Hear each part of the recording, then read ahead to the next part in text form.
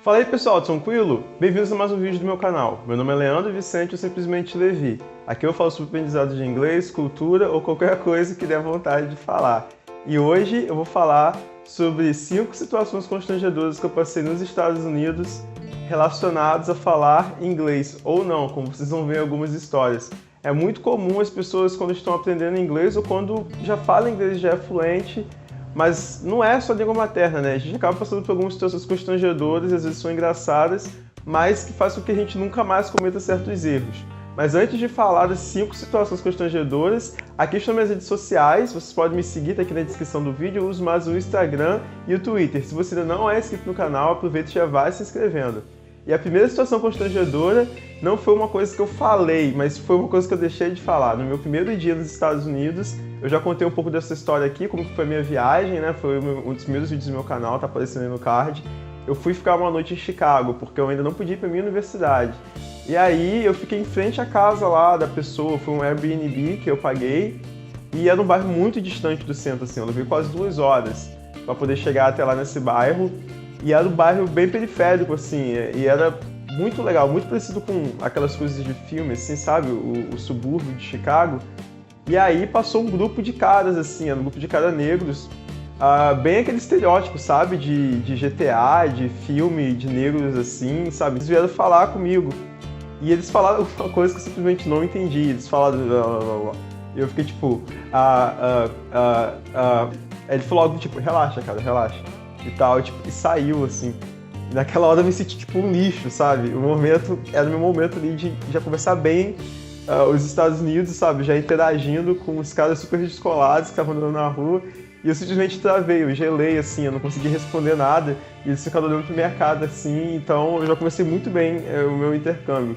Mas a outra situação constrangedora que eu passei já foi depois de muitos meses. E eu sou uma pessoa que fala demais. Quem me conhece pessoalmente sabe que eu falo bastante.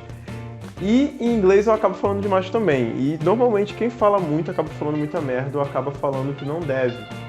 E tava um grupo de amigos, né, conversando assim no corredor do prédio onde eu morava, inclusive 2 deles estavam vindo visitar a gente. Então eles não eram pessoas da minha convivência, assim. E um problema que eu percebi depois de muito tempo nos Estados Unidos é que os meus amigos americanos xingavam muito e ainda xingam muito. Então eu comecei a xingar muito em inglês. Em português eu quase não xingo, mas em inglês eu acabo xingando muito por causa deles. E eles estavam lá conversando lá fora, eu estava dentro da sala, assim, uma sala de estudos, que tinha no prédio, eu saí e eu vi eles falando alguma coisa, não lembro do que eles estavam falando, só sei que eu cheguei, sabe aquele momento que você fala, que você chega, você pega a atenção de todo mundo olha pra sua cara e você fala, assim, como se estivesse num palco, todo mundo olhando pra você, eu cheguei e falei, "That's bullshit."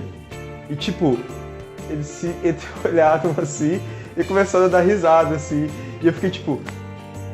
Eu quis dizer que era mentira, porque quem não sabe bullshit é mentira, mas é um palavrão, não é uma coisa que você fala assim normalmente, tem umas pessoas que não têm tanta intimidade, eles começaram a rir, eu falei, pera, eu falei alguma coisa errada, não deveria ter falado isso, e ele fala, não, só foi engraçado você ter falado isso e tal, ou seja, eles não sabiam me dizer por que foi engraçado, mas a questão é, a gente tem que ter muito cuidado com isso, quando você for utilizar gírias, palavrão, essas coisas em inglês, você tem que estar muito confortável, você tem que saber muito bem o que você está fazendo. Porque pode soar muito estranho, e foi o que aconteceu naquele momento. Certamente soou muito estranho falando aquilo, eu falando com sotaque, falando tipo, "That's bullshit", tipo, e chegando do nada, assim. Foi um mico, assim, eles deram risada, mas foi um aprendizado que eu levei, que daquele momento eu percebi que eu não podia falar o que eu quisesse, falar o que eu quisesse, e eu comecei a me resguardar mais em relação aos palavrões em inglês. A terceira situação foi perto já de eu ir embora da minha universidade lá, a gente estava lá numa sala... um prédio da escola, conversando, tava eu e algumas pessoas do meu prédio, e a gente tava trocando ideia, e uma das meninas ali eu nem tinha tanta intimidade assim, e ela tava falando da amiga, da irmã dela, que ela ia morar numa outra cidade durante o verão e que ela ia ficar na casa da irmã dela, e ela falou, because my sister lives in a studio, e ela continuou falando, in a studio, e blá blá blá, aí eu pensei assim, gente, ela mora num estúdio, aí eu virei pra ela e perguntei assim, a sua irmã é artista?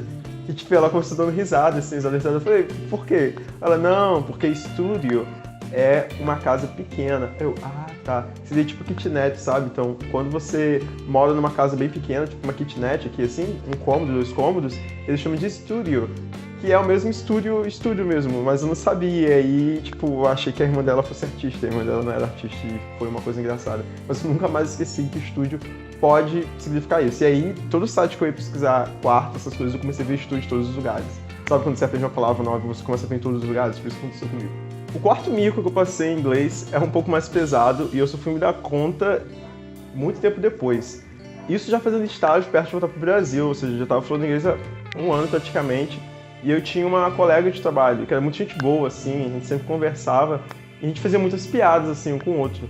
Aí um dia, ela não estava lá no escritório onde a gente trabalhava, ela estava fazendo outra coisa em outro prédio da empresa.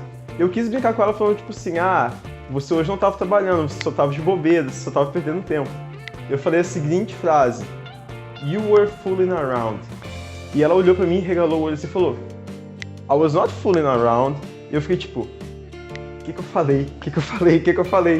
E eu fiquei, tipo, bem sem graça. Por que eu falei isso? Porque eu tinha lido um livro, eu já até falei aqui no canal, já recomendei, que é As Vantagens de Ser Invisível, The Perks of Being a Wallflower. E eu li esse livro em inglês, e essa expressão fool around aparecia muitas vezes. E eu achei que eu tinha entendido o significado só em ler o livro. Só que fool around, na minha cabeça, significava, tipo, ficar de bobeira, ficar sem fazer nada, perdendo tempo. Mas não, fool around é uma gíria pra ter sexo, ou pra estar se pegando. Geralmente se fala assim, fulano e fulano estão fooling around na festa, porque eles estão se pegando. Pode ser que talvez que estejam flertando, mas é sempre nesse sentido mais sexual, entendeu? Assim, então, foi bem ofensivo, assim. Foi uma piada, sabe, totalmente inesperada. Depois de muito tempo eu fui parar pra analisar, pra ver de fato o significado da expressão. E eu simplesmente usei a expressão sem ter certeza do que ela significava. Eu tinha certeza, mas eu tinha certeza errada. Então, tipo, certifique-se que você sabe o que uma expressão significa antes de você usar assim, ainda mais do jeito que eu fiz. Porque foi assim, caramba, ela deve ter achado que eu era um tremendo babaca, assim, na hora. Mas espero que ela entenda também que eu não era nativo de inglês e tal. E, assim, totalmente coisa errada. E o meu último mico foi relacionado ao terror de muitos estudantes, que são os famosos phrasal verbs. Pra quem não sabe, phrasal verb são aquelas expressões que são formadas por um verbo, uma preposição geralmente, e que tem um significado totalmente diferente do que essas coisas separadas. E o phrasal verb que eu confundi... Tem um galo cantando aqui. O phrasal verb que eu confundi foi take off. Take off, até então, até o momento do meu mico, eu sabia que significava quando um avião decola. The plane is about to take off. O avião está prestes a decolar. Era esse o único significado que eu conhecia. Então um dia a gente estava no refeitório e um dos garotos que estava conversando com a gente falou assim, "Ok, guys, so now I've got to take off."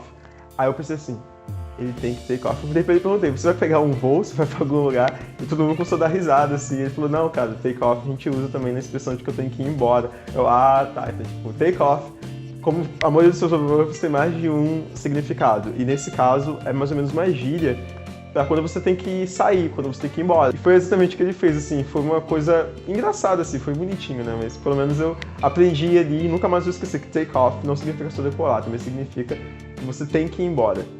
Então é isso, esses foram os 5 micos que eu separei pra hoje, relacionados à aprendizagem de inglês. E, assim, são boas histórias que acabaram criando, assim, as pessoas às vezes acham que a gente tem que ser perfeito, nunca errar em inglês. Mas eu até prefiro quando essas coisas acontecem, porque rende histórias, você cria mais amizades, e é engraçado, com exceção de eu ter falado com a minha amiga que ela estava falando nada, mas enfim. Então, se você já passou por alguma situação dessa, seja aqui no Brasil, seja pela internet, deixe aqui nos comentários se já passou algum mico desse, porque acontece com todo mundo, quem nunca, não é verdade?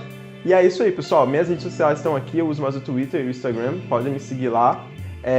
Semana que vem vou tentar colocar vídeo novo, se não sair semana que vem porque é carnaval, né? Talvez saia na outra. Se você ainda não é inscrito, se inscreva no canal. O YouTube também tá mostrando para vocês 2 vídeos, um que ele vai selecionar automaticamente, um outro que eu selecionei especialmente para você assistir.